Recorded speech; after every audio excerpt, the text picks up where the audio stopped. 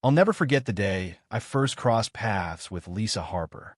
It was just 6 weeks after I'd moved into Maple Grove Towers, a cozy mid-rise in a quiet suburban neighborhood. My arms were weighed down with grocery bags from my weekend shopping, and I was wrestling them into the building's tiny elevator when a perfectly manicured hand darted through the closing doors.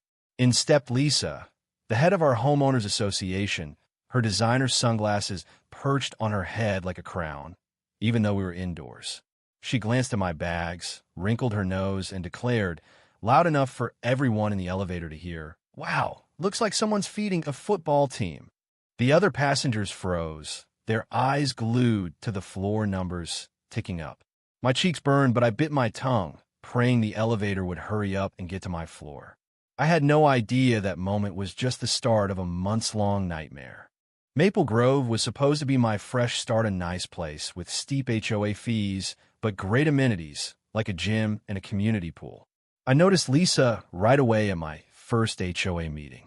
She ran the show like a drill sergeant, cutting people off mid-sentence and dismissing complaints with a flick of her wrist.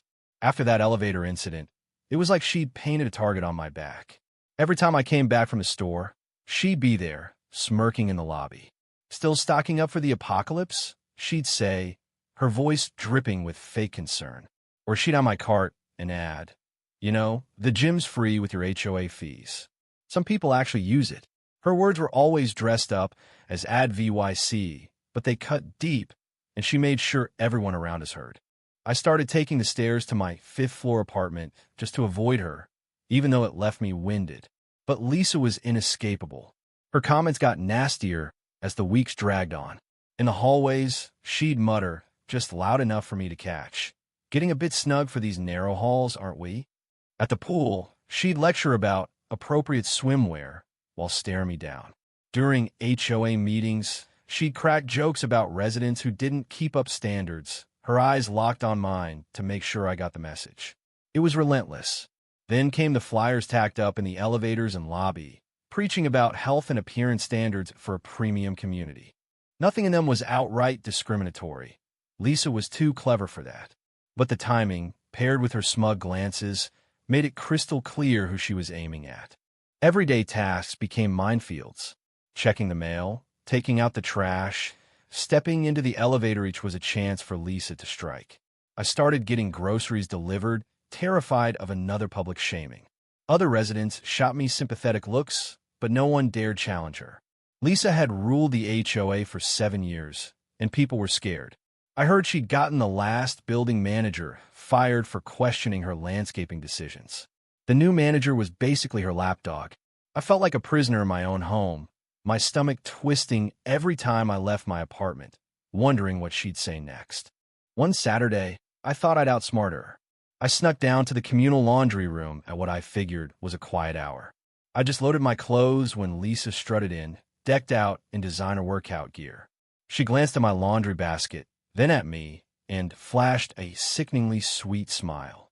"Oh, I didn't know they made detergent strong enough for special saw loads," she said. A couple of other residents in the room pretended not to hear, but I saw their uneasy glances. I wanted to disappear. The final straw came 3 months after I moved in. I was hauling a big grocery load back from the store, planning to cook dinner for my parents that weekend.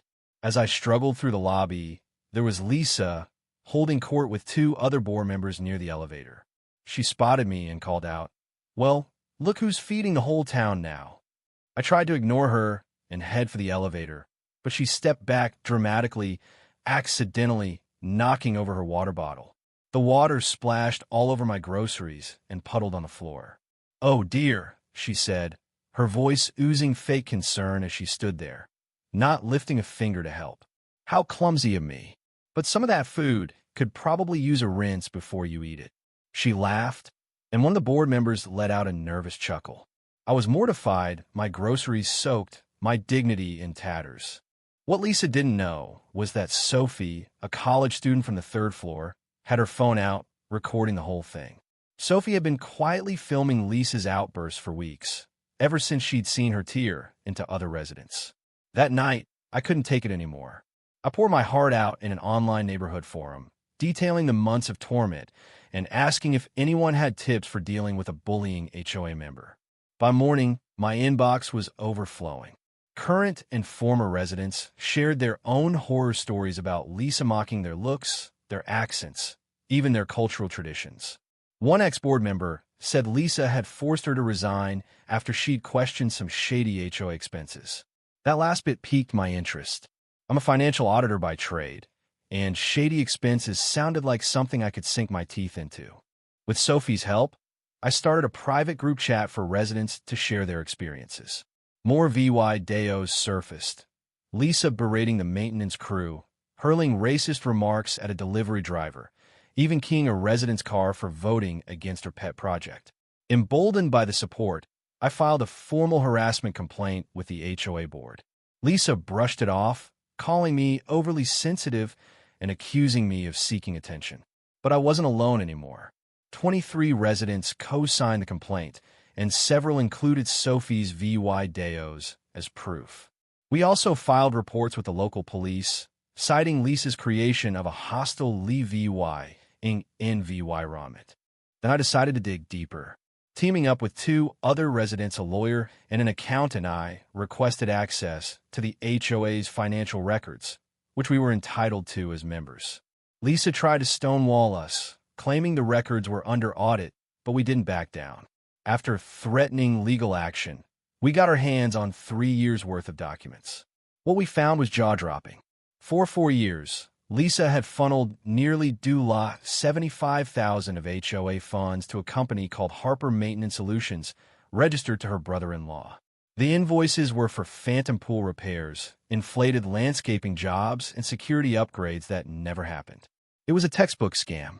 We took our EVY Denke straight to the police and the district attorney's office. They didn't waste time.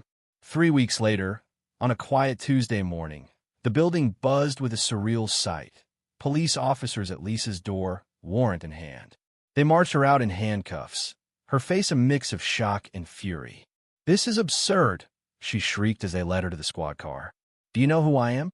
I run this place. You can't do this." But they could, and they did. Residents started stepping out of their apartments, watching from balconies and hallways. Someone began clapping, and soon the sound swelled, a chorus of relief and defiance. Lisa was charged with fraud, embezzlement, and misuse of HOA funds. The harassment complaints weren't criminal, but they gave the investigation context.